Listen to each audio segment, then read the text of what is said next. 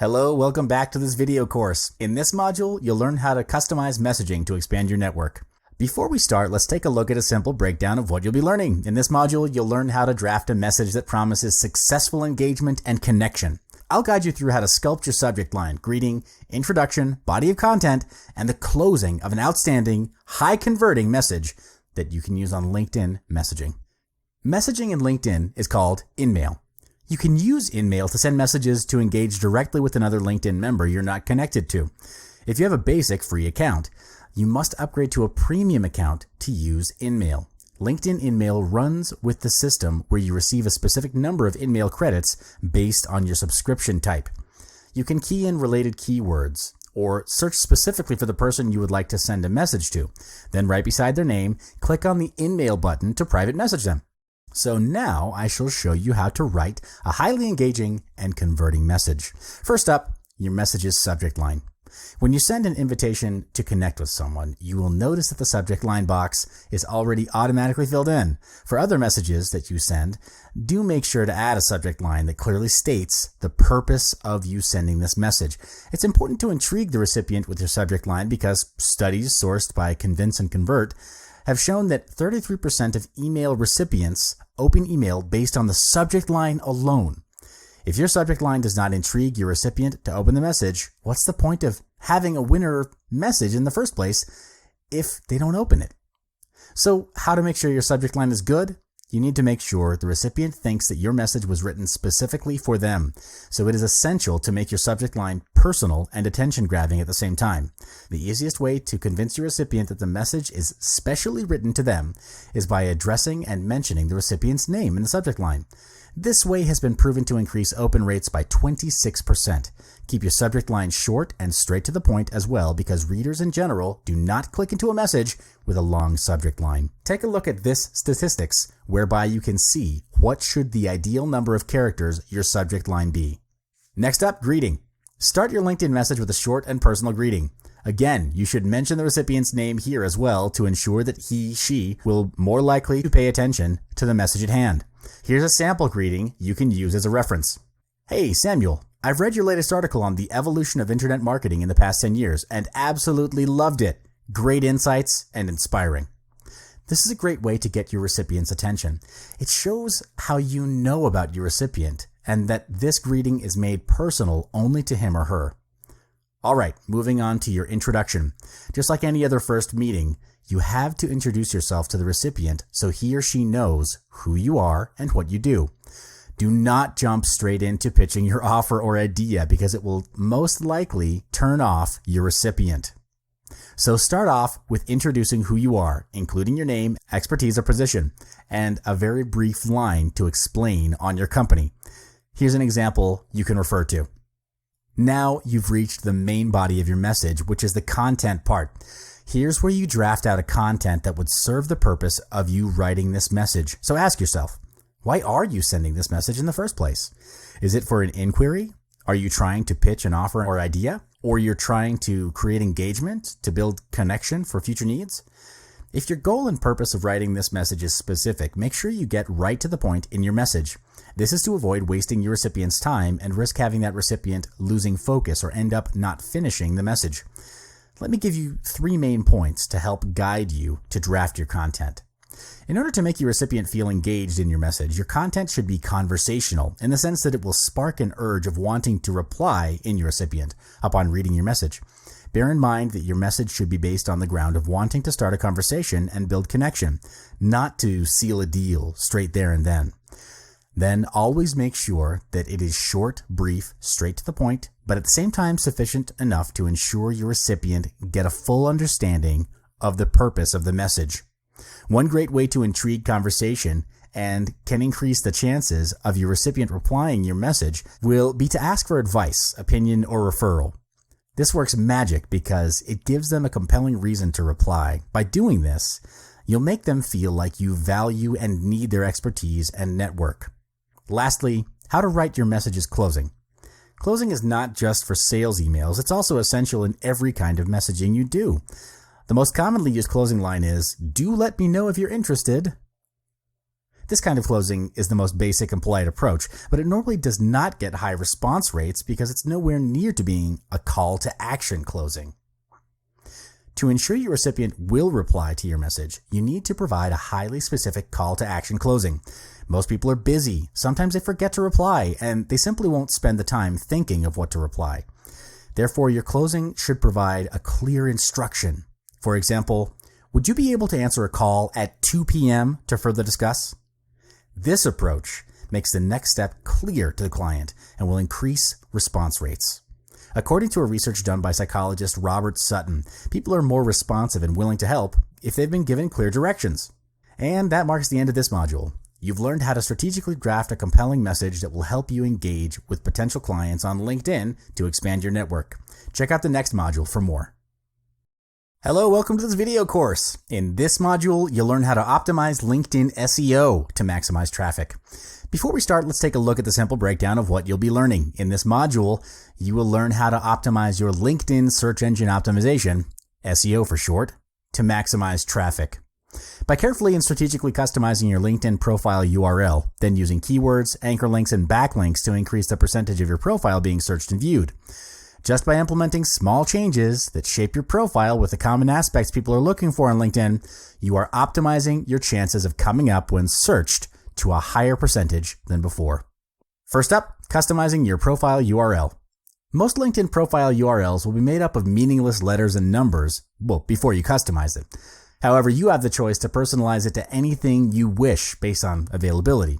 The best customization is to put your name as your profile URL because it's the most ideal way to get the URL immediately identifiable as you. Not only is this an easier way for clients to find your specific profile, it's also a great way to increase returns to your profile faster and more often for both your potential clients and for yourself. Make sure to keep it clean and short.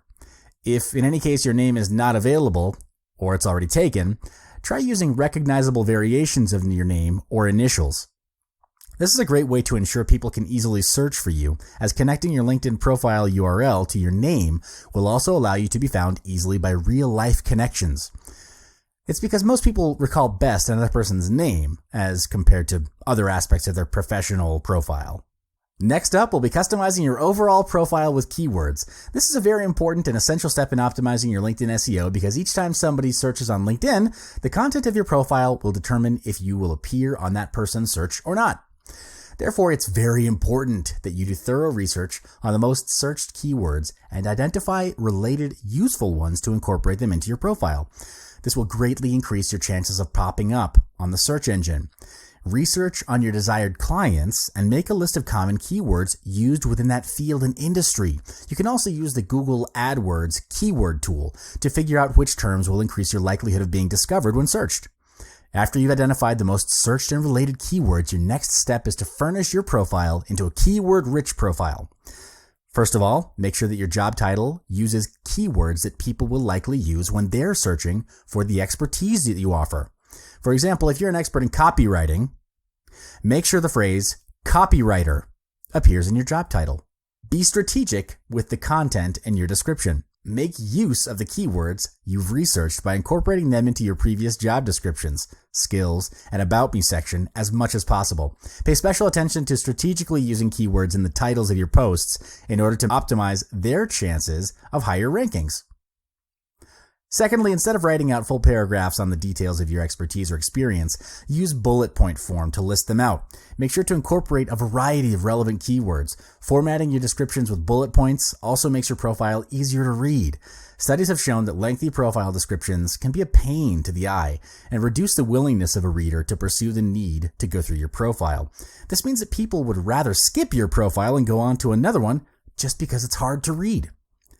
Moving on, let's talk about anchor links and backlinks. Anchor links are links on a page that bring you to a specific place on that page. Anchor links can be helpful when you want to bring a website visitor to a specific spot on a long page.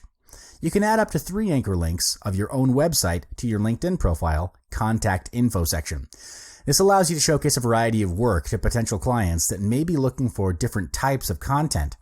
You can target a wide range of different clients by providing various references to your business. On the other hand, backlinks are incoming links to a web page. When a web page links to any other page, it's called a backlink.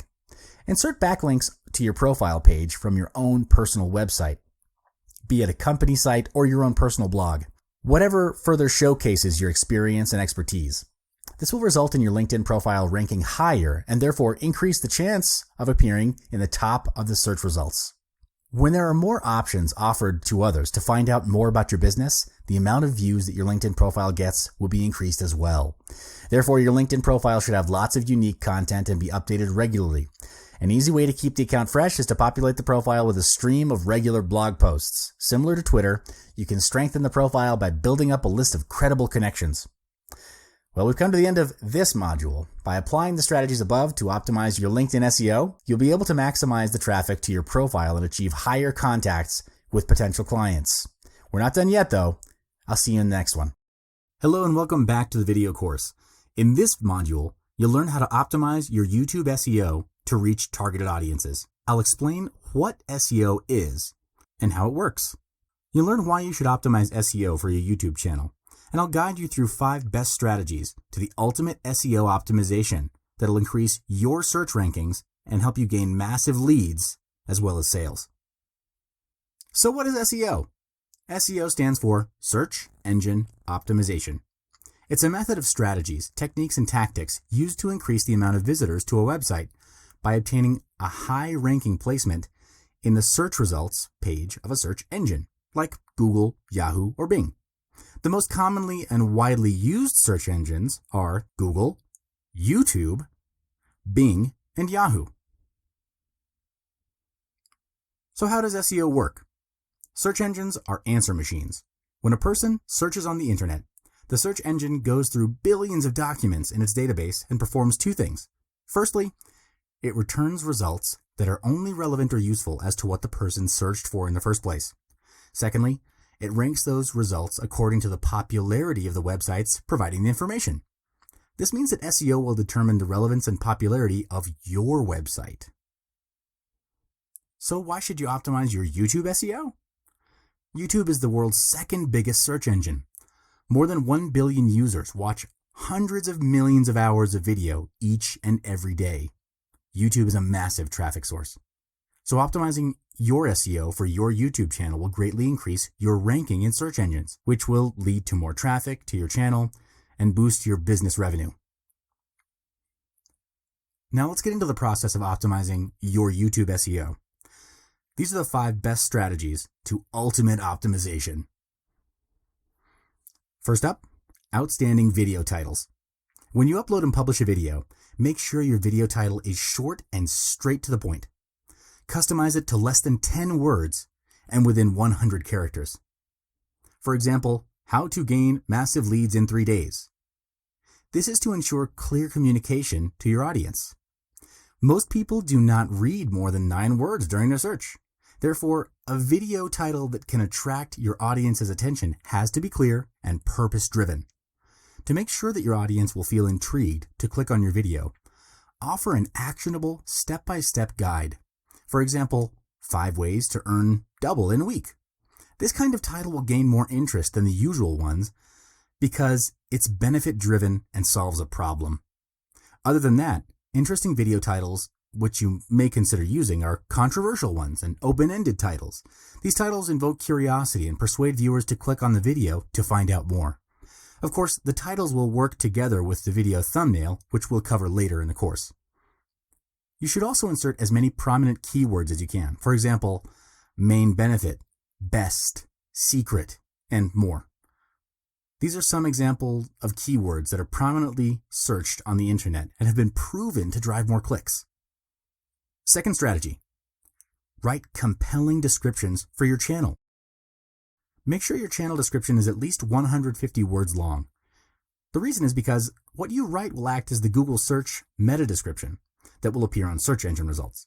This is also where you want to insert your target keyword that will increase relevance and popularity. Another tip is to insert a call to action link after the 150 words. This is where you bring your audience to another level, deeper into what your business has to offer and what you can do to help solve their problem. Provide them solutions, tell them what you have in store for them, and let them know what they can do if they want to engage with your business. Make sure you add as many additional pieces of information as you can. For example, links to your other relevant websites, services, or anything related to the video you published, and also, of course, your business.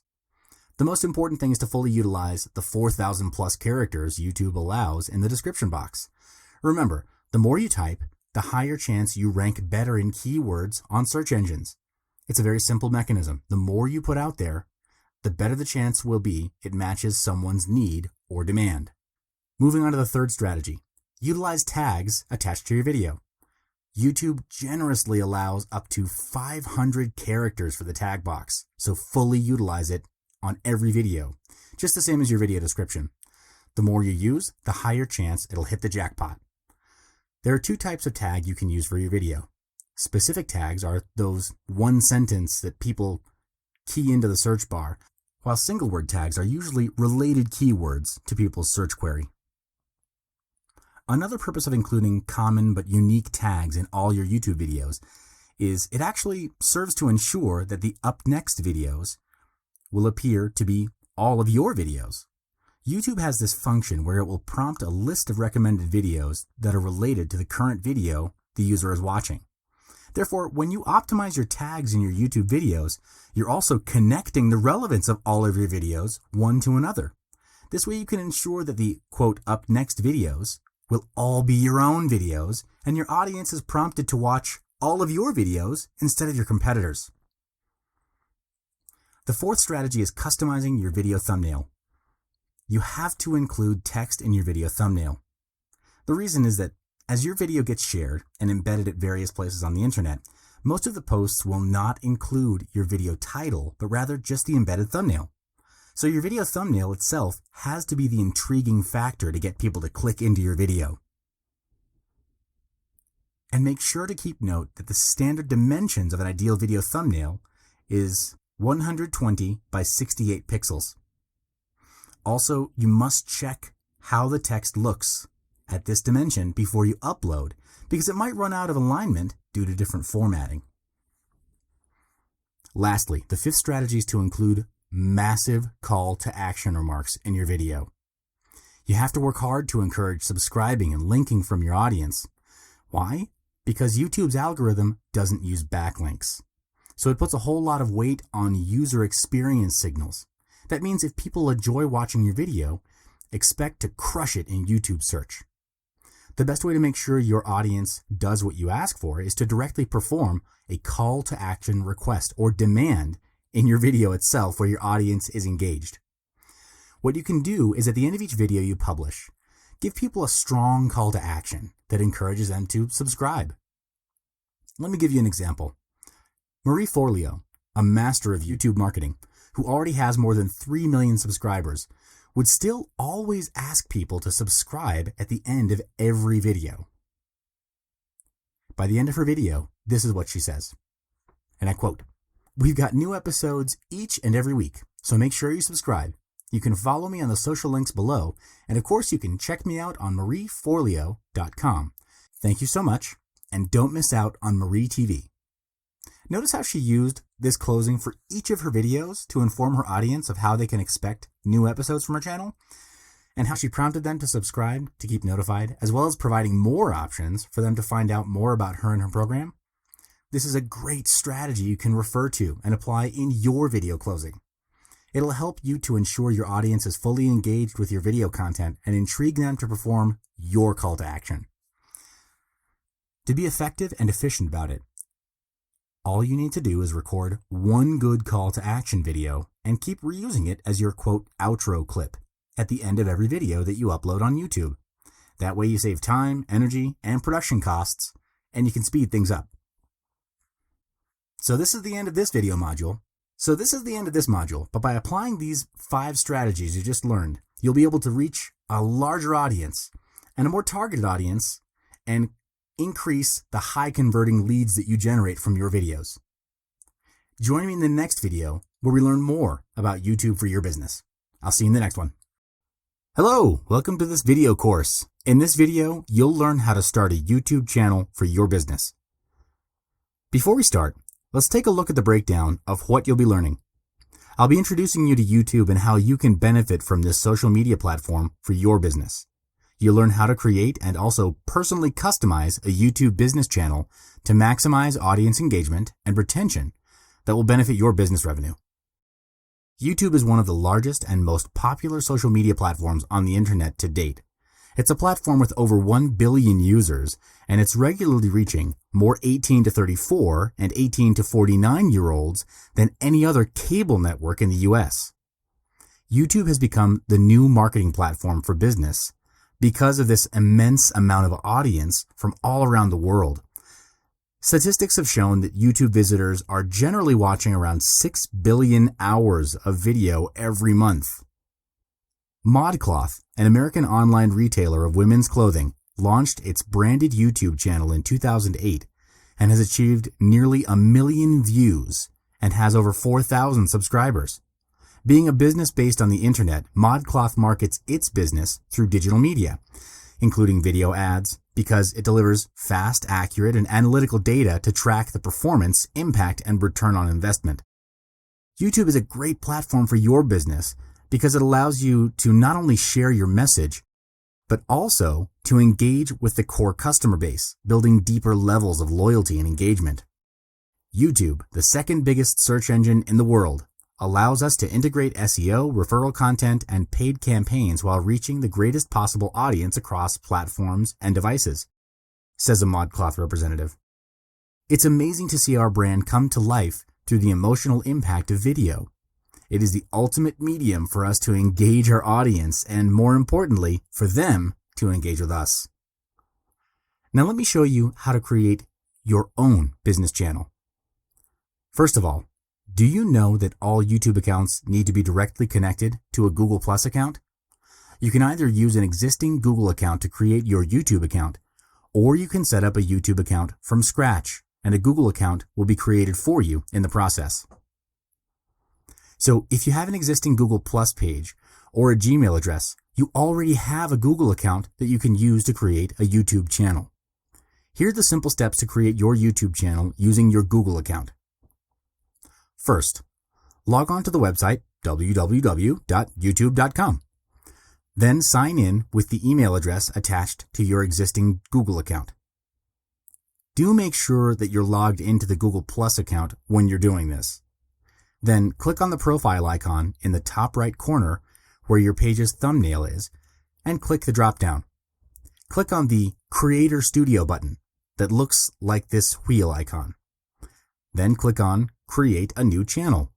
Right here, you will have to name your channel and select a category that best describes your business. On the other hand, if you don't have an existing Google account, here are the steps to create your YouTube channel. Similarly, log into www.youtube.com, then click on Sign In on the top right corner of the page. Then select Create Account. You'll then be prompted to fill in this form to create your Google account. Once you're done creating your Google account, you'll be taken to the YouTube homepage. On your left, there will be a list of tabs. Click on My Channel. A pop-up like this will appear, and you should click on Use a Business or Other Name. Then do the same thing. Name your channel and select a category that best describes your business. This is also where a Google Plus page will be automatically created for you under this name as well. So now that you have already created a YouTube channel, let's get started on customizing the channel to fully represent your business. Here's your main channel page. There are 3 things that you'll need to pay attention to and specifically customize, and they are your channel icon, channel art, and channel description. Just like any other social media platform, the outlook of your YouTube channel is the most direct branding of your business. Adding a specific channel icon will increase your business channel's identity and allow your audience to recognize your branding. The default icon for your channel is the profile photo associated with your Google Plus account, so you can change it here on YouTube if you wish to. Here's a recommended guideline given by the YouTube support when creating a new channel icon. JPEG, GIF or GIF, BMP or PNG files. No animated GIFs though. 800 by 800 pixels squared. Square or round images are rendered at 98 by 98 pixels. And remember this, do not upload pictures containing celebrities, nudity, artwork, or copyrighted images, since it violates YouTube's community guidelines. You'll risk having your channel banned or deleted if you do so. You can use channel art to brand your channel's identity and customize an appearance that only your business channel has. Your channel art will be visible on all platforms where viewers can see your channel, although it might differ in appearance on desktop, mobile, and TV displays due to specific dimensions. For the best results on all devices, we recommend uploading a single 2560 by 1440 pixel image. To upload your photo, click the Add Channel Art button in the middle of the cover photo area. Alternately, mouse over the photo space to reveal an Edit button in the upper right corner to open a drop-down menu. Select Edit Channel Art, and then either drag or upload the image you want. When you upload a photo, or select an existing one, you'll then get a preview of how it will look on different devices. The channel art display changes according to the device used. Usually the channel art will show as a narrow horizontal panorama on a desktop web browser and on a mobile device. Here's a recommended guideline you can refer to. Minimum width should be 2048 by 1152 pixels. This is the quote safe area, where text and logos are guaranteed not to be cut off when displayed on different devices. Maximum width should be 2560 by 423 pixels. That means that the quote safe area is always visible. The areas to each side of the channel art are visible depending on the viewer's browser size. The file size should be 4 megabytes or smaller. You can also add in logo and text for branding and marketing purposes. If you're using an image that's 2560 by 1440 pixels, the safe area is precisely in the center at 1540 by 427 pixels. You can use this area to input things like your logo, company name, and even the promotion of the month. Having the logo and text within the safe area ensures that the message does not get cut off, and that it will appear as intended even across different platforms. The last step to customizing your YouTube business channel is to fill in the channel description box. In this text box, enter a description of your brand or the type of content that you plan on sending out. As you write your channel description, be mindful to craft it according to how it will appear across the site and around the web. You'll need a description which includes your most important content that can best describe and represent your business. Here's a recommended guideline for you to refer to when you draft your channel description. The crucial first 5 lines. The first 2 lines of the description box are displayed next to your video in search and when posted on social media. Write powerful punchlines that best describe your business. Maximize the usage of keywords that will increase your ranking in search engines. Include HTML links. Include links to any other related sites to your business. You can also include a link to your free offer or lead magnet if you have any. YouTube gives you 500 characters to write in your description box. Use each one to the fullest. Treat it like a little blog post and leverage it to the greatest value in order to increase your search ranking, not just on YouTube search, but also on other search engines connected to YouTube. Don't waste your credit. So, you've just learned about how to start a YouTube channel for your business, as well as customizing your channel to gain higher recognition and engagement. Your channel will appear in search engines and suggested channel categories across YouTube, so make sure it's appealing and unique. For more customization guidelines like customizing SEO, creating videos, and more, tune in for the next video. I'll see you in the next one. Hello, welcome back to the YouTube for Your Business channel course. In this module, you'll learn how to use YouTube Live to convert your potential prospects into real clients. Before we start, let's take a look at a breakdown of what you'll be learning. In this video module, I'll explain what is YouTube Live and how it can help your business. I'll also be guiding you step by step on how to use YouTube Live, as well as giving you some result-promising strategies on maximizing your YouTube Live experience. So, what is YouTube Live? Before YouTube introduced this new function to its users, every video you watch on YouTube, up until now, was pre-recorded and then only uploaded onto the site. Then YouTube came up with this new function called YouTube Live, which conveniently allows people to start streaming videos in real time, then recording them for playback later. YouTube has tested this function in the past with events like a U2 concert, a Barack Obama speech, and the Indian Cricket League. There has since that time proven to be a huge demand for it. This creates massive opportunities for businesses to adopt this live video streaming function into their video marketing. How will YouTube Live help your business? The most distinctive and immediate effects from using YouTube Live for your business is gaining engagement and awareness, as well as establishing credibility and offering a sense of exclusivity to your audience. Use YouTube Live to increase the sense of engagement with your audience and raise your business branding awareness. Here are two effective contents that you can use for your YouTube Live session. The first is sharing live events with your audience. This kind of live video can make them feel more connected to your company or industry. The key here is not just showing the event, but also letting your audience be a part of it. The feeling of involvement will create a connection between your business and your audience.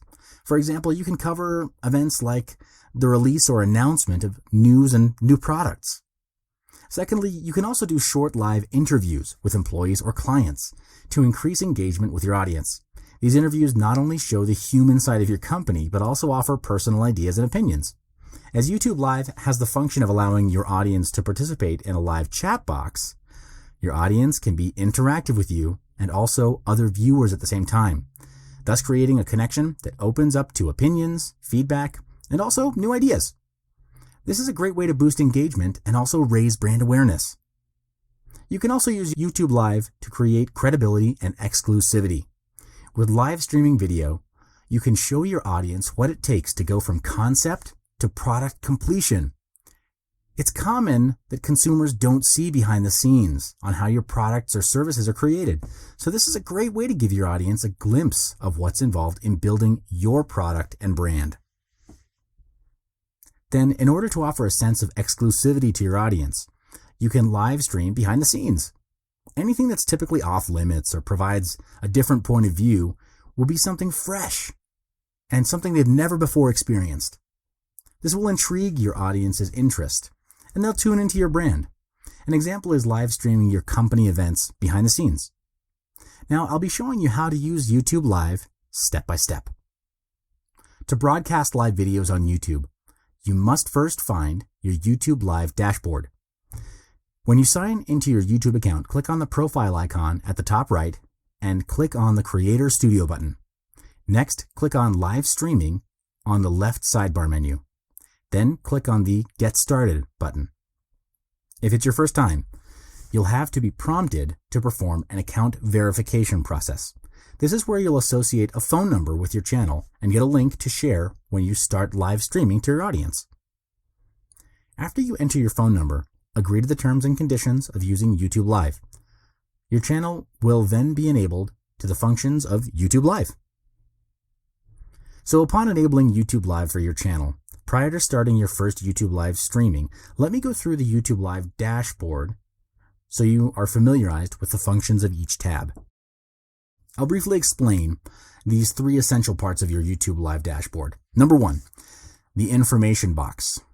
Number 2, the setup encoding software. And number 3, the live chat function. So the first one, your information box. The information box is where you customize the details about your YouTube live streaming. It's similar to the information you usually provide whenever you upload a video to YouTube. Under the first tab, Basic Info, you will start filling out your live stream's title, description, time to schedule the live stream, category, and privacy options. Then click on the second tab, Stream Options, to enable the following stream settings. And if you want to monetize your live event, you can click on the Monetization tab to do so. Moving on to the second one, Setup for encoding software. You will need to use specific software to broadcast YouTube Live from your desktop. YouTube recommends several different software options, including Open Broadcast software, free open source software for Mac and Windows users.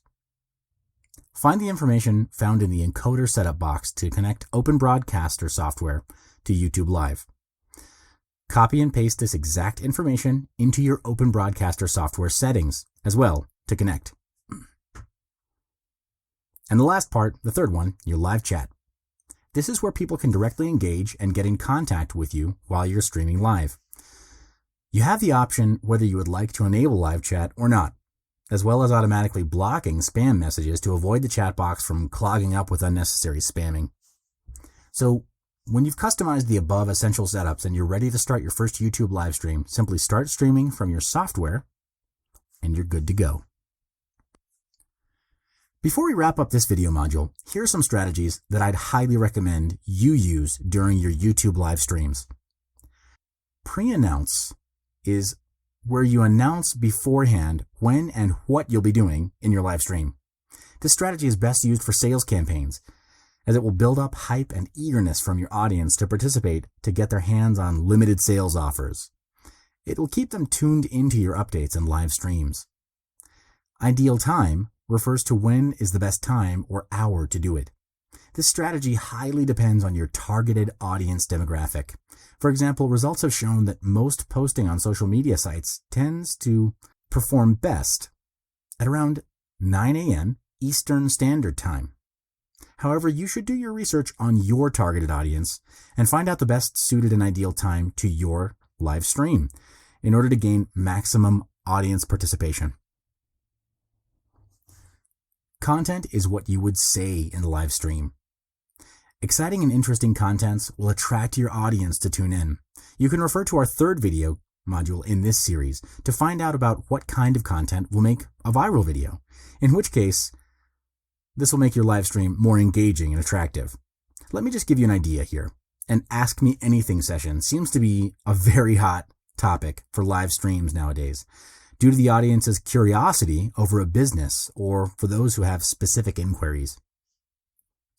And lastly, reminder refers to a posting or a shout out you can do to your subscribers to inform them that the live video can be rewatched on your channel.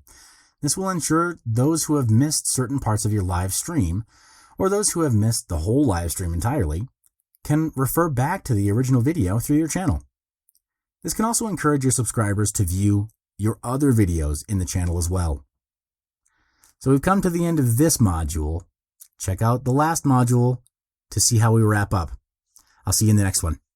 Hello there. In this module, we'll cover how to turn your Facebook profile into an authority figure. If you've created your Facebook page already, you can still go through with this module on optimizing your Facebook page. Facebook has become the main platform for every business and marketers as well to build their brand and business. Compared to using emails to interact with your prospects and customers, Facebook has the capacity to assist you in reaching out to a global audience through its own SEO. Let's start with creating your Facebook page. Select the arrow in the top right corner and then select Create Page. You're then required to choose from 6 categories that your business is in. If you're running a local brick and mortar business, select local business or place. If it's an online business without a physical store, go with brand or product. The other 4 categories are self-explanatory. Company, organization is suited for a business that runs local or international outlets. A community page is for running community-based events such as community services or crowdfunding initiatives. If you're running a Kickstarter campaign, choose the entertainment page and pick the public figure page if you want to establish yourself as a public figure. Once you've selected your category page, choose a category for your product or service and key in the name of your business. After that, select Get Started to create your Facebook page. Now that you've created your Facebook page, the next step is to fill up all the details of your page. Select the arrow at the middle left corner and then select About. It's important that you write a short description because it's the first thing that people see and read when they search for your Facebook page. Your short description is the summary of your page, and you're limited to 155 characters to tell people who you are. Be clear and concise. Describe what you do and why they should follow and like your page, and you got yourself a good description. For example, Adobe's Facebook page. The description in the About section is just 8 words, and it spells what the company does, while the rest of the company details are appropriately laid out around the different sections of the Facebook page. The next part is optimizing images on your Facebook page. You can optimize your main profile image, cover image, and the image post size, and these are important as it helps to build visual branding and develop consistency. Facebook profile pictures use a square image, so your profile picture has to be cropped to the square size before uploading. The profile image uses 180 pixels wide and 180 pixels tall. In the display, it will appear as 160 by 160 pixels. For newsfeed or image posts, the size is optimized to 470 pixels wide and 394 pixels tall. Once the image is uploaded to the newsfeed, the aspect ratio will be scaled down to 235 pixels wide and 197 pixels tall. For your Facebook cover image, the standard size is 851 pixels wide and 315 pixels tall. To maximize your Facebook cover image, you can put in arrow cues to direct visitors to either like your page, follow on your page, or even direct your visitors to your sales page. Your cover photo depends entirely on your creativity, so play around with the visuals and make full use of the features that are available on your Facebook page. To create the best engagement experience for all Facebook users, Facebook has stepped up their game by providing Facebook page users the freedom to configure their page to suit their business needs. To change your template, select the arrow in the middle left corner and then select Edit Page. On the Template section, click on Edit. In this section, you're given the choice to pick a template which has the most suitable features and tabs to suit your business. Last but not least, you can add a link to your Facebook page to direct your visitors and followers to your web page. To add a link to your page,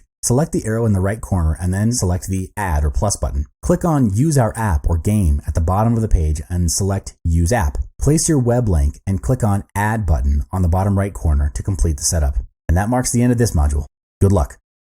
Hello there. In this module, we'll cover refining your Facebook ads to increase conversions to your site through 4 optimization strategies. Creating Facebook ad campaigns requires a lot of optimizations, tests, and patience. Testing will assist you to determine the changes that are required to be made to your ad campaign, and this will lead to better results from your Facebook ads. Utilizing lookalike audience is a great strategy to generate massive traffic to your site and build a massive list of customers. To refine your lookalike audience, you need to test your ads using different selection of interests when you're building your ad. Once you've found the right set of lookalike audience and interest, it'll help in reducing the cost per conversion. The next strategy is breaking down your audience into various categories instead of defining it as a single entity. This will allow you to design and communicate specific messages to various audiences. Through this approach, you can potentially increase your audience engagement and improve conversions from each audience category separately. This approach will allow you to effectively target each audience with specific messaging instead of running a single ad campaign for both platforms. To determine which ad campaigns work better, you'll need to run a split test. 2 different ad campaigns mean both are targeted to different audiences to avoid any similarities in the result. You don't need a massive ad spend budget to cover a split test. Just put up your standard Facebook ads budget and split it between 2 different ad campaigns. Another approach you can do is to expand the age gap of your target audience. For example, I'm putting up an ad targeting tech-savvy users, and most advertisers will pick an age range of 18 to 44 years of age. By increasing the age gap, you'll be lowering the cost per conversion. Remember to test your ads, track its performance, and stop those that are not performing. Keep what's working and scale when you find the right formula.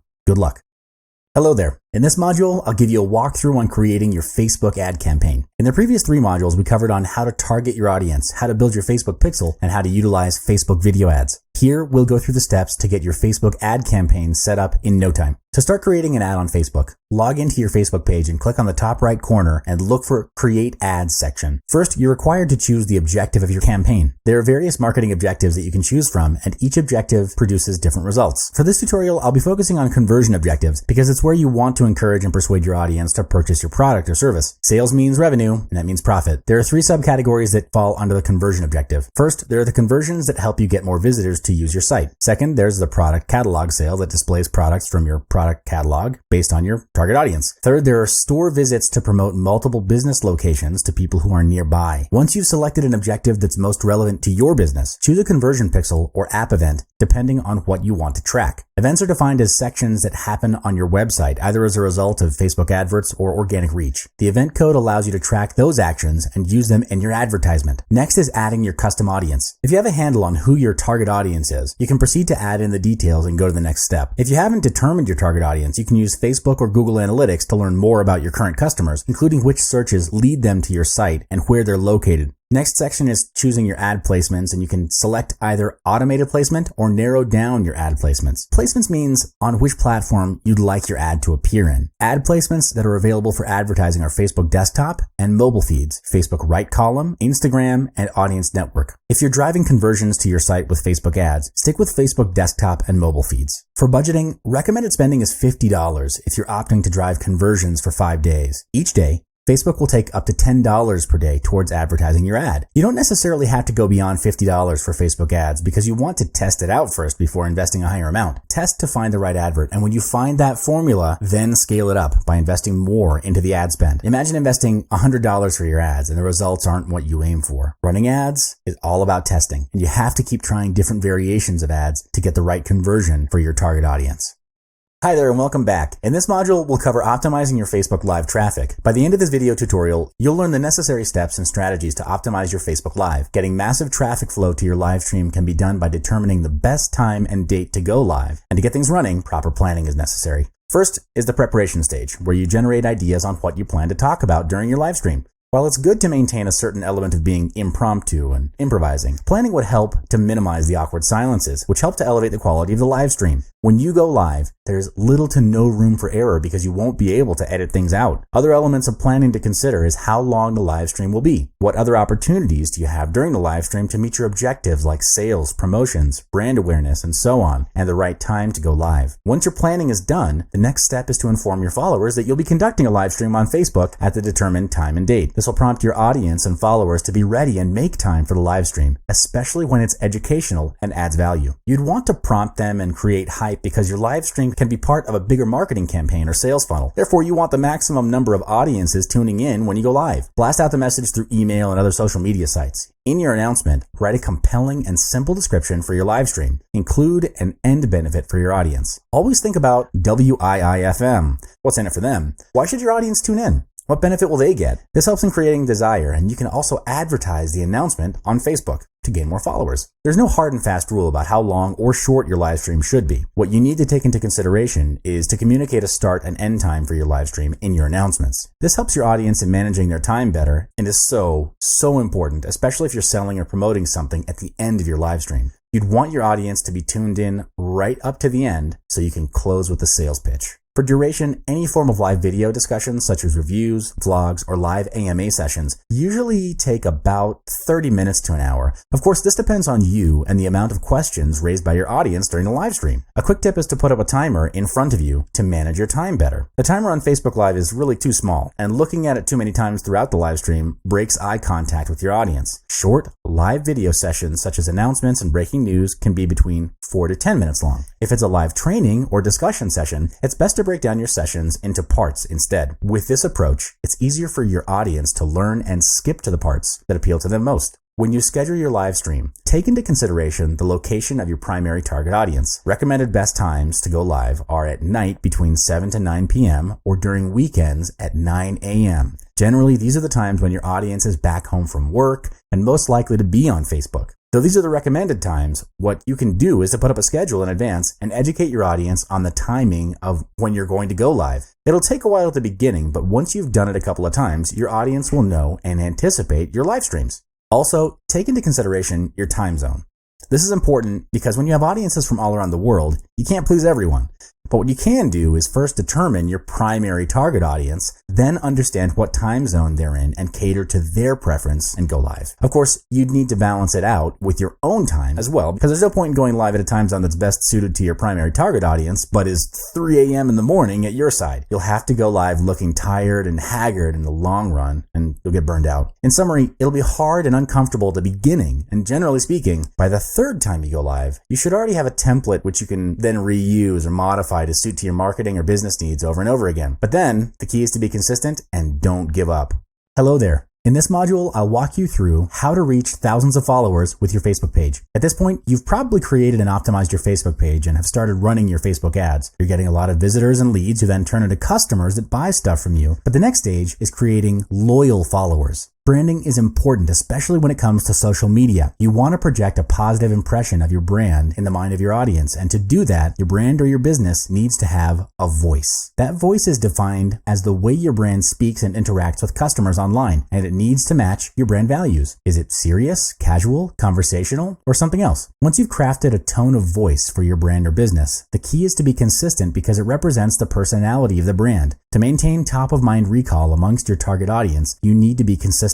A good example is Starbucks, where they maintain a positive and conversational tone of voice in engaging with audiences on their page. They also take the effort to reply to comments instead of just overlooking them or ignoring them. This creates engagement and helps to build a connection between brand and business with their customers. You could also use your Facebook page to show your audience a behind-the-scenes look at your business. This works as it's something they normally don't have the chance to experience otherwise. The idea is to take your audience on a personal journey because it's through such a journey that credibility and trust are built. You could use this opportunity to elevate your perceived brand value as well. For example, if your business has a very high standard in quality management, then you'd want to show it to your audience and to the world that you have such high standards. That's a selling point. And in this case, a behind-the-scenes photo at DreamWorks, one of the greatest animation studios that has produced many great animation classics. With a brand name like this, people would be curious to see how it looks and how production works behind the scenes. Recognizing and appreciating your audience on your Facebook page is another good way to turn them into your raving fans. Unless it's a complaint about the product or service, people generally don't expect to reply to their general comments, as there are hundreds and sometimes thousands of comments. So replying to a seemingly random post can sometimes result in a pleasant surprise. In this example, Robert Downey Jr., who plays Iron Man in the Avengers films, credits an artist for sharing his art on his Facebook page. Now, the easy way out is to ignore the posting because there are just so many to reply to. Understandably, celebrities are busy people, but Robert went out of his way to credit the artist, which then puts both the artist and Robert in a positive light. Direct engagement is another way in bringing your audience closer and becoming your loyal followers. What you do is to reply to posts and questions on your Facebook page as promptly as possible. This is a different take towards customer inquiries, and it's a break from the norm of calling up a customer service center, press a couple of numbers, and be on hold for the longest time just to get one answer. Keeping track of every comment and request can be overwhelming if you have a lot of engagements on every post. You can better manage this by utilizing your notification settings, where you can be notified only when a comment is posted. The trickiest part is probably dealing with negative feedback and responses. Most businesses and public figures would either turn a blind eye or remove or hide the comment from the comment box. So what do you do when you receive negative feedback or a rant on your Facebook page? Well, first of all, it's impossible to please everyone. The energy of the business is better focused on creating and adding value to your customers. Understand this: what you focus on grows. The more you focus on the negative part, the bigger it becomes. Likewise, when you focus on the positive side of things and amplify it. Of course, if it's a legitimate inquiry or complaint about your product or service, don't shy away from it or ignore it, as the customer may turn into a negative raving fan and spread more negativity. Take it as an opportunity to serve the customer at the highest degree and solve that problem right then and there. You're recommended to take it offline and speak directly with the customer to solve the problem. Then post up the solution in the comment box as closure after you've solved it. Last but not least, have fun with your audience. This is how you'd want to build thousands of followers on your Facebook page. In summary,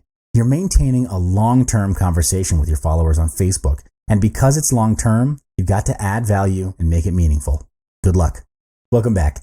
In this module, we'll walk through how to turn your visitors into leads and customers in 4 steps. By the end of this tutorial, you'll know the 6 steps covering content creation, promoting content, retargeting, and using social ads. For the first step, you need content to build engagement, but researching what kind of content to use can sometimes be, time-consuming. You can accelerate this process by finding keywords and topics that are searched by your target audience and then design content around it. This works because your audience is actively searching for it. Tools such as IFTT and BuzzSum will assist you in your research.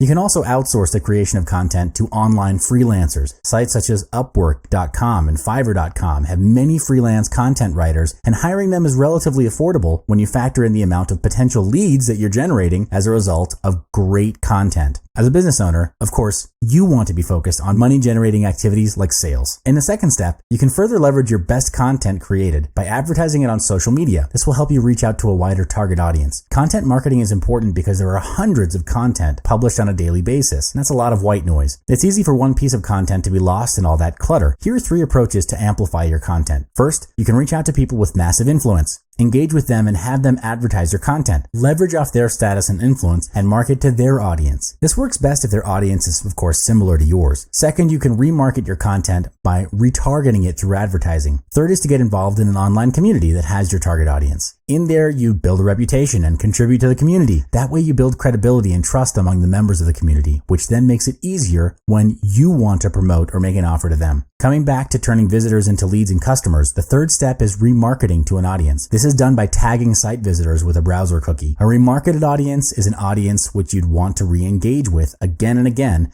because there's potential conversion to sales. You can create remarketed audiences based on user behavior on your site. You then use these audiences as the base for your remarketing campaign in your Facebook ad account. When a visitor visits your website after clicking on a Facebook advert, sometimes they may not complete the full sales process. They might leave out putting in their contact details or abandon carts at checkout or even add products to the cart but not finish processing it. There are many reasons for them not to purchase. It could be no time, no money, or the product is not for them. So the best way to remarket to them is by utilizing your Facebook Pixel to create a custom audience from your site. With Facebook Pixel, you can bring your site visitors back to the purchasing stage or search for new visitors that share similar traits to your customers. In the fourth step, you apply behavioral and demographic filters to the audience. Here's where you use the demographic and segmentation tools from Facebook. Elements that you need to analyze, such as Facebook users' recent purchasing behavior, is an effective approach in finding the right audience. Purchasing behavior such as buyer profiles, clothing, food and drink, health and beauty, and more are all covered by Facebook as well. Facebook ads also have the option to narrow down to live events. You can also utilize Facebook ads for layer targeting on top of one another, which helps you to refine your audience further. Hello there. In this module, I'll be walking you through how to build your Facebook Pixel and event conversions. Facebook Pixel combines the functionality of the Facebook Conversion Pixel and the Custom Audience Pixel into a single pixel. Through that combination, you can now build your audiences with Facebook Pixel instead of relying on Conversion Pixel and Custom Audience Pixel. If you're still utilizing these two features, it's time to upgrade to Facebook Pixel. To create your Facebook Pixel, click on your ad account in your Business Manager. Next, click on Tools from the top menu, and from the drop-down menu, select Pixels. On the next page, make sure your Facebook Pixel has been selected on the top left, and then click on Create a Pixel button, located at the middle column. Next, you'll be prompted to name your pixel. Choose a name that represents the business because you're only allowed to have one pixel per ad account. If you're advertising for more than a single website, it's best to create a new ad account for each website to ensure that the data gathered is accurate. Once you've named your ad account, click on Create Pixel button. A pop-up will appear prompting you to install your pixel code. To install the pixel code, you can either use a tag manager tool or other e-commerce sites that offer Facebook integration to upload your pixel code. If your site is on Shopify, the process is much easier. Scroll through the code and search for a set of 15 numbers. That will be your pixel ID, and copy this number. Next, scroll towards your Shopify admin, head to your settings, and click on Online Store. The second choice is to copy and paste the code from the Pixels page in Ads Manager. Click on Actions to view the code. Copy the entire base code and paste it between the head tags on each web page or in your website template to set it up on your entire website. Save it under the name Facebook Pixel, brand name or domain name. By naming your pixel code, you don't have to track back to your pixel code and instead copy-paste from the text file. Click Save. Once the code is created, check out the Facebook Pixel Helper to ensure that the code is working properly. Next is to install the Facebook Pixel. If you're not familiar with coding, there are various plugins for installing Facebook Pixels on the website. To install the code, open up the code editor to the page you want to track. Look between the head tags near the top of the page and paste the Facebook Pixel code right there. If you have existing code between the head tags, place the pixel code underneath it but above the head. Next, your Facebook Pixel code will appear like the diagram above, except that your Pixel ID will be different from the 10-digit code above. Code example. Lastly, in your Facebook Pixel code, above the closing script tag, paste the standard event code that is relevant to your page, for example, Add to Cart button. It's necessary to go through this process for every page if you want to track your Add to Cart as an example. There are various standard event codes available in Facebook Pixel for you to track, and each event code represents a specific action. Event codes allow you to see the total number of audience that goes through your funnel and the list of actions that they take. From each action, you could determine if people are adding products to cart or even adding payment info. What if people are viewing your content but they're not making a purchase? Through these codes, you can pinpoint which stage requires adjustment to get the action steps to flow from viewing products to making a purchase. In Facebook Pixel, Website Custom Audience is how Facebook helps you to retarget website visitors. This part has been covered in Module 5 on how to target and retarget audiences. Besides creating custom audiences, you can create custom conversions as well by selecting a completion page and renaming the conversion. Do note that the completion page is your thank you page. With custom conversion, you can pick the type of conversion, such as purchase, and add a monetary value. For example, if I create a custom conversion that tracks visitors to a product download page, I can include the price of the product. This feature will assist me in figuring out if my ad campaigns are profitable. Let's say I charge $35 for my product, but I'm spending $40 for every purchase that comes from Facebook ads. I'm making a loss in advertising as my advertising expenditure is higher than my revenue and profit margin. Therefore, I would need to make adjustments to my Facebook ad. The best part about custom conversion conversion is that once it's created, it'll be tracked for all my ads, whether I decide to optimize for it or not. Your customer conversions are constantly being tracked, and you can create a report for every single ad that displays the conversion rate for any of your custom conversions. That marks the end of this module. In summary, with Facebook Pixel and event conversions, you can easily track your audience interaction with your ads and optimize the actions taken to increase conversions. Hello there. In this module, I'm going to walk you through how to target and retarget your Facebook audience through Facebook Ads Manager and the Facebook Pixel. This strategy is only applicable once you have your email list and engagements on your site. For targeting, I'm going to guide you on how to create lookalike audience with Facebook Ads Manager. And for retargeting, I'm going to be utilizing Facebook Pixel. Lookalike audience is an approach that allows you to reach out to new people that are likely to be interested in your product or service. You don't have to compile all your data or statistics to get this approach running. What you need is your email list to be uploaded to Facebook Adverts Manager. To create lookalike audience, go to Adverts Manager at your Audiences section. Click on Create Audiences at the top left and then select Create a Lookalike Audience from the dropdown. Next, choose Custom Audience and select Customer File. You can either choose a file or copy and paste your customer's data or import your customer's email addresses. In the next section, you're prompted to choose the country where you'd like to find a similar customer base. Finally, choose your desired audience size with the slider and click Create Audience. From here, Facebook will find the people who are most likely to be interested in your product or service. The next strategy is utilizing retargeting on your Facebook advertising campaigns with Facebook Pixel. Facebook Pixel is a piece of code that allows you to measure, optimize, and build audiences for your ad campaigns. With Facebook Pixel, you can track the actions visitors take on your website across devices, and this will inform you the performance of your Facebook ads. Among the various interactions that Facebook Pixel will track is tracking how your customers are moving between devices before conversion happens. This will determine the number of visitors and the percentage of users who would see your ad across desktop or mobile. Facebook Pixel will optimize your ads to target people who are most likely to take action, and this is defined as either making a purchase or signing up for an application. Facebook Pixel will also automatically run ads based on the relevance and best time for visitors to visit your site. So if you're running an ad and there are no actions taken, then you'd want to kill the ad and change to a new one. In Facebook advertising, it's all about testing and more testing to get it right. Another approach is to retarget your audience back to your upsells. How this strategy works is that after your audience has interacted with your ads and no purchases or conversions took place, what you can do is retarget your sales ads back to these audiences for another chance of selling. A smart way is to create an ad that specifically targets their most likely reason of not buying or converting. If you want to invest more resources on your ads, place more emphasis on your back-end sales instead, because that's the part where you make the most money out of it. That marks the end of this module. In summary, with these two strategies of utilizing Facebook Ads Manager and Facebook Pixel, you're saving your time and resources by coming up with better ads to suit your audience. Hello there. In this module, we'll cover how to generate more leads after your live stream. There are two strategic approaches you can do. One is reposting your live stream videos to increase engagement and generate leads. Two is with Facebook Live Analytics, where you can analyze your statistics on your followers and insights to further improve your marketing plan and strategies.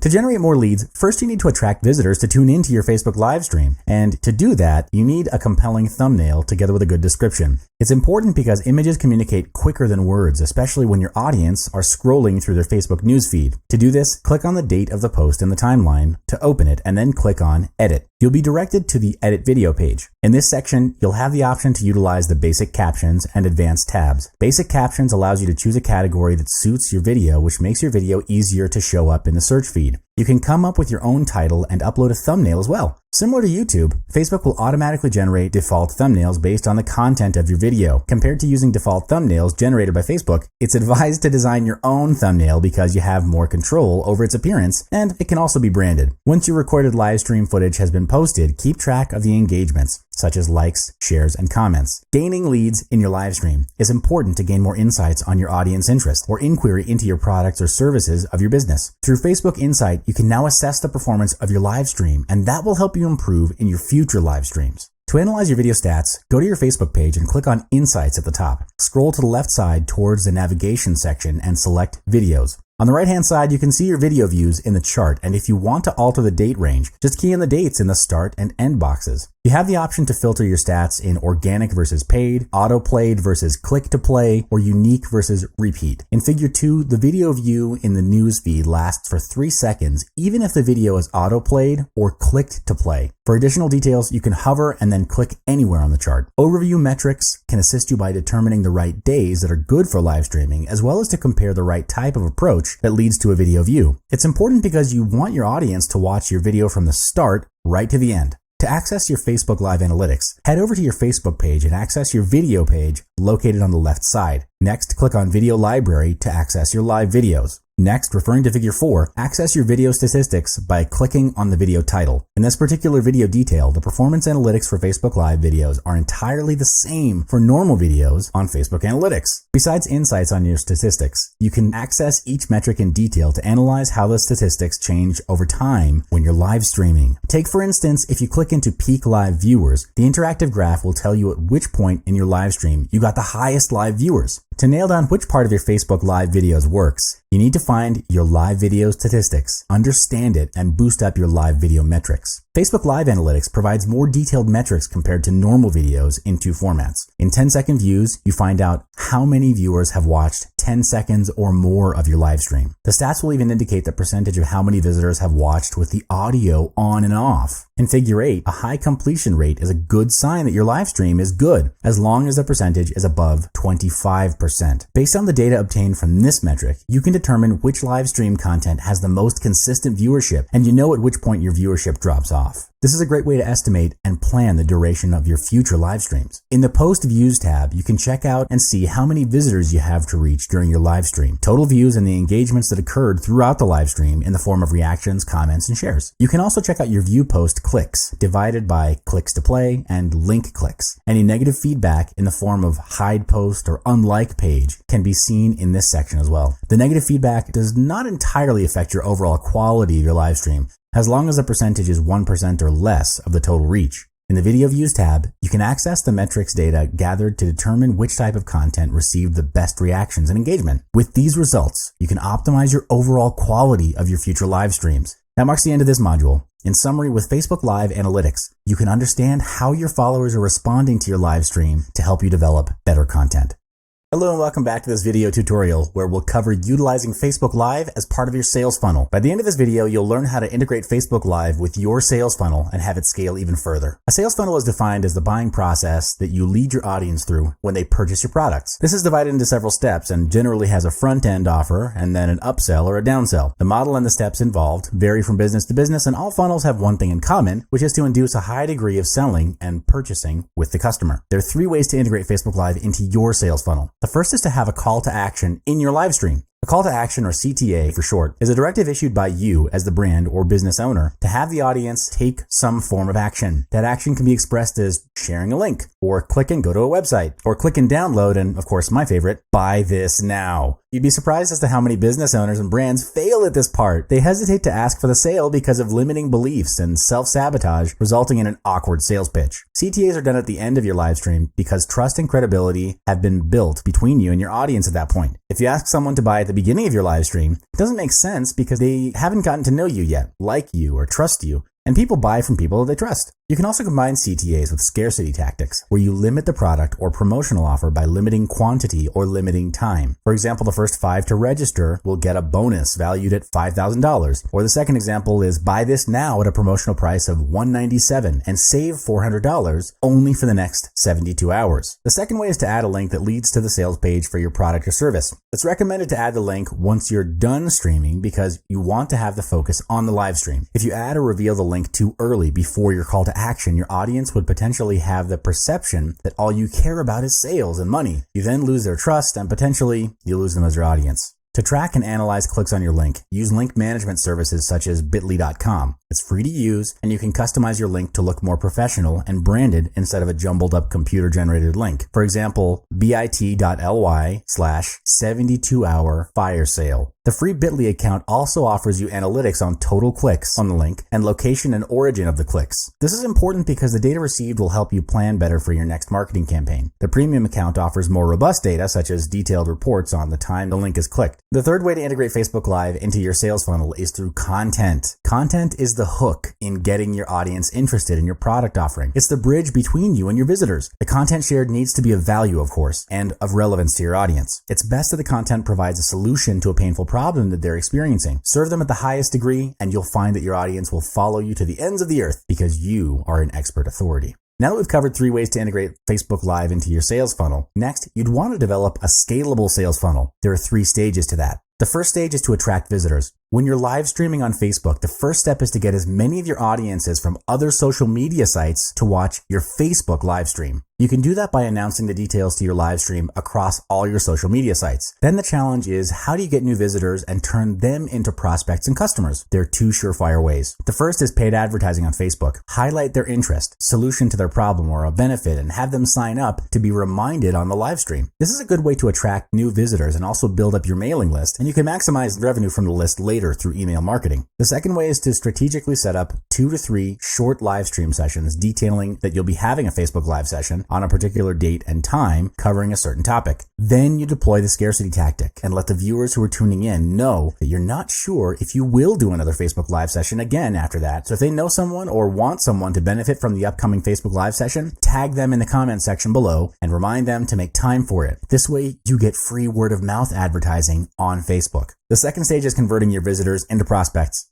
Here you offer something of value in exchange for their name and email address. This is, again, to build your mailing list, which in turn builds your online business, because the rule of thumb for any online business is that you do not have a list, you don't have a business. In the offer to your visitors, you can do a giveaway in the form of an ebook, video training, or templates. There are many types of giveaways, and the 3 mentioned are generally the easiest to produce with high perceived value from the public. Note that your content needs to be specific, add value, and target a specific niche or problem area for your customers. The third stage is converting your prospects into customers. In this stage, this is where you sell or make an offer. There are multiple ways to make an offer to your audience, and it's generally divided into 2 paths, direct and indirect. Indirect, we're talking about hard selling to your audience, where you make an offer at high energy and deploy scarcity tactics, price slashes, discounts, and disqualifying your audiences. In indirect, you make the intention to sell upfront at the end of the live stream. In indirect, you make the intention to sell upfront, and at the end of the live stream, you reveal the details of the offer. There are no hard and fast rules on which method works better than the other, because each path has its own pros and cons. To determine which path to take for your business, first, you need to determine your brand values. Is your brand vocal,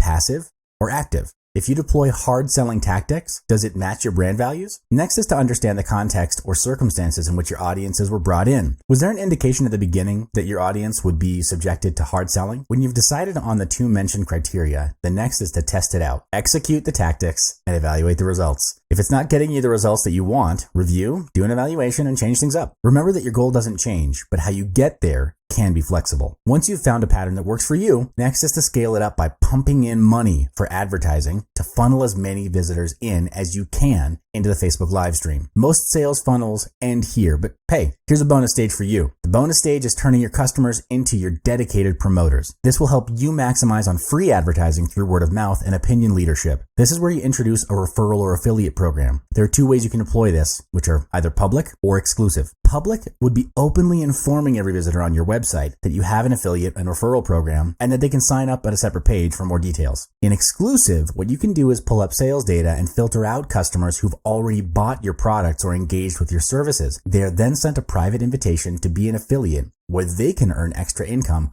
by promoting the product or service. They'll receive a commission for every customer that they bring in that purchases the product or service, and you can decide for the commissions to be either in percentage or fixed rate. Well, that marks the end of this module. Through 3+1 stages of Facebook Live sales funnels, you're maximizing your opportunities to turn visitors into your potential loyal customers.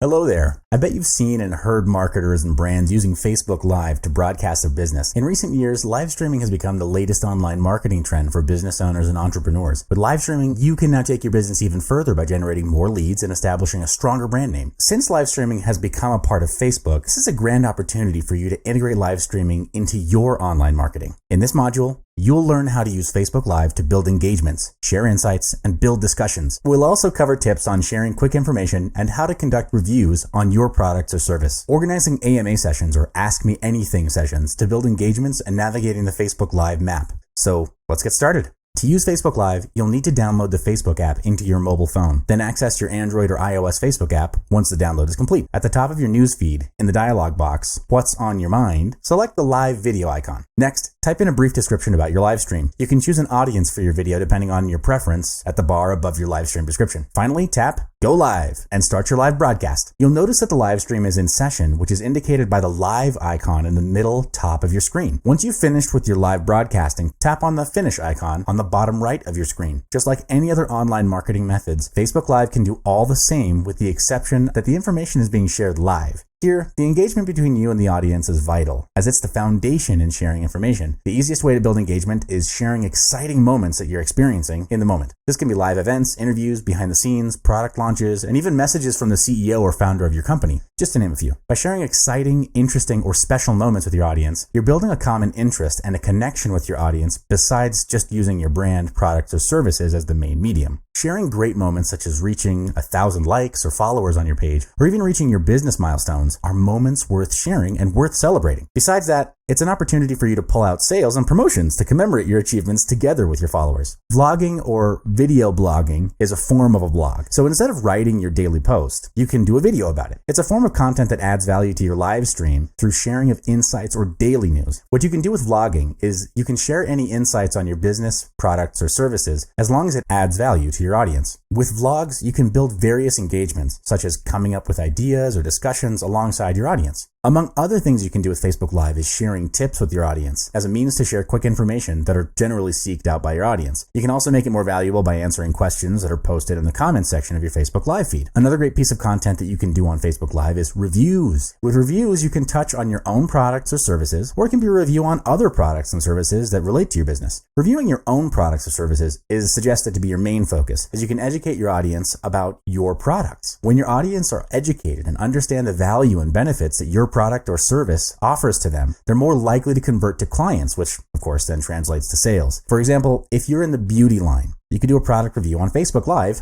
over the multiple types of facial cleansers that you offer, or how to use them on different types of skin. You'd be surprised that most people don't know what type of skin they have or how to take care of it. That's an opportunity to educate and communicate and then convert to sales. Besides that, you can conduct an AMA, or also known as an Ask Me Anything session, to build up engagement between you and the audience. In AMAs, you provide a topic, set the context, and viewers that participate are given the opportunity to ask questions directly to you. This creates discussions and engagement between you and your audience. Don't underestimate AMAs, as it doubles up as a wonderful tool for research and gathering insights about your audience. For example, if a particular question about a product keeps popping up over and over again, you might want to take note of it because, first, it might indicate that your marketing is not effective in communicating the message. Therefore, it needs to be reviewed in order to be more effective. Second, the product may have flaws and require an upgrade. Third, you might want to put it in your website FAQ so that you can save time from answering the same question over and over again and move on to more engaging questions. Building engagements is the core of Facebook Live. One of the best ways to improve your engagements with your audience is to watch and learn the patterns on how other people build engagements. To view other people's live feed, check out the Facebook Live map. You can easily navigate around the map to find other Facebook Live users all around the globe. In the Facebook Live map interface, the blue dots represent Facebook users that are currently in live stream. You can move around the map with the cursor to any designated location. Once you hover over a blue dot, a video preview will open up indicating how many people are watching, the thumbnail, and the description. This is a good way to get you familiarized with the interface and the engagements from the viewer's perspective. You'll notice that the quality of content will vary from user to user. There are TV stations that broadcast news or television shows, live streams of sports to movies, and there are those who live stream their daily life to show their presence on the live map. Notice that the lines are drawn from all parts of the world to connect to the center of the live stream, which are the viewers that are currently watching. This is a great insight tool to determine where your audiences are located around the world. Just click on the designated dot to start watching the live stream. Once the live stream ends, a notification will follow suit indicating the live stream has ended. To watch the live stream again, the video will be saved and posted on the user's timeline. This allows followers the opportunity to watch the recorded live stream. Optimize your live stream by ensuring that your internet connection is strong, because a live stream that is constantly buffering due to slow internet speed or constantly disconnected can severely affect the viewing experience, to say the least. As a solution, please do get yourself on a high-speed internet connection. Otherwise, don't attempt a live stream as a business. It would be very frustrating to view a low-resolution live stream that is constantly disconnecting, and that frustration normally results in lost viewership. Next up, writing a description of your live stream can greatly influence the viewer's decision to tune in. To influence their decision, write a benefit or a desired end result in the description. For example, quote, "Watch behind the scenes to the grand awards," unquote. Or, quote, 3 steps to getting $20,000 in 23 days. It has to have a hook in order to pique interest, is what I'm saying. There are 4 ways in maximizing your engagements through the description. The first way is to have a short description that's straight to the point. Ideally, it should be between 200 to 500 words. The second way is to include a strong call to action to prompt your followers to head over to your site. For example, stating in your description to click on the link to receive a special promotional price for the next 24 hours. Third, your quote, subscribe here link allows you to direct your followers to your site and to capture their info. The fourth way is to insert your links into your live stream description for your followers, especially if you're running multiple social media sites like Twitter, Instagram, and YouTube. This is a great way to expose your other social media sites to build followers, not just on Facebook.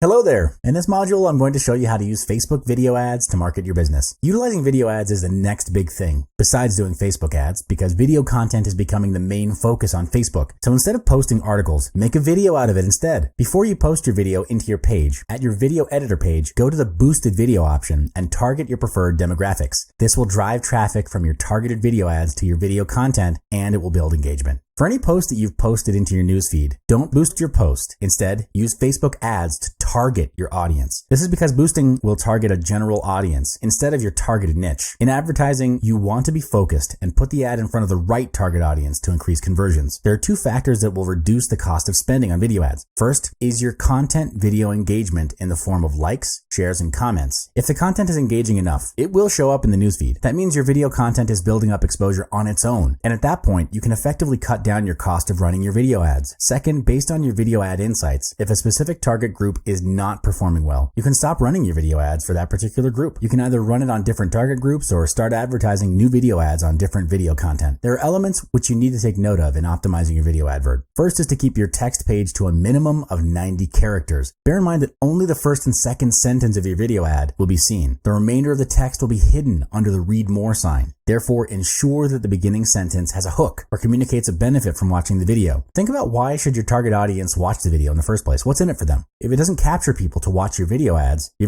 will be overlooked. The most important element to pique your audience interest to watch your video ads is the video thumbnail. Bear in mind that most Facebook users will keep their autoplay option deactivated on their mobile devices, and they will need to click on the thumbnail to start the video. For desktops, most Facebook users will keep their autoplay option activated unless they switch it off. Facebook generates a range of snapshots from your video ads for you to use as your thumbnail. If the generated thumbnails aren't attractive enough though, you can customize your own thumbnail that suits your video ads and upload it to your Facebook video editor. Facebook video ads aspect ratio is 16:9 or 1:1 for square videos, so it's best to render video ads that fit into that format and applies to your thumbnail as well. Not every image may work. You may have to test it out and try different thumbnail images to determine the best one that works. But again, Facebook advertising is all about testing. Mobile users have surpassed desktop users in terms of overall internet usage. That means there are potentially more Facebook mobile users compared to Facebook desktop users. Now, that doesn't entirely mean it's best to spend your resources on mobile feed ads. The best way to draw out which ad to spend on is to run both at the same time, and the results will show which ads are performing better. Remember, testing, and more testing. Good luck.